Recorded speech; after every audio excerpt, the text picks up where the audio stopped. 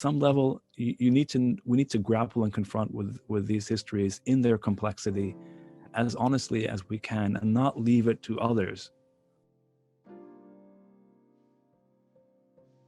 As I've said this time and again, we don't have a single proper history of the massacre of 1860 in Damascus, let alone what happened in Mount Lebanon, which is sort of a related but separate affair between Maronites and Druze.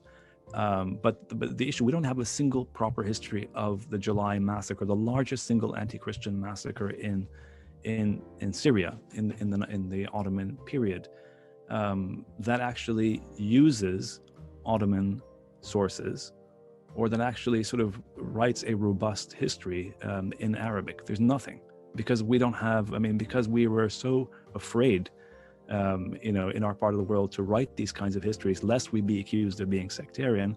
And so what we did is we essentially abandoned this to Orientalist historians who wrote it either became memoirs, so people wrote recollections of 1860.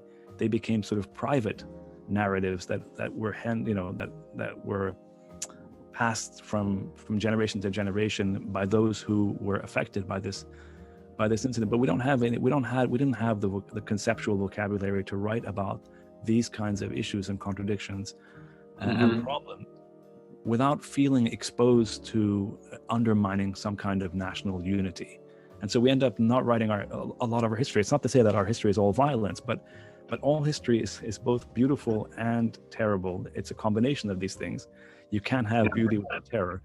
And so at some level, we need to grapple and confront with these histories in their complexity as honestly as we can, and not leave it to others who don't understand our part of the world. I'm not trying to be a nativist here, but you don't have to be an Arab to write about the Arab world, but you need to have some profound empathy, it seems to me, to write a history that can evoke these kinds of moments without saying that the Arabs or the Muslims are barbarians, which is the way the Orientalists wrote about 1860.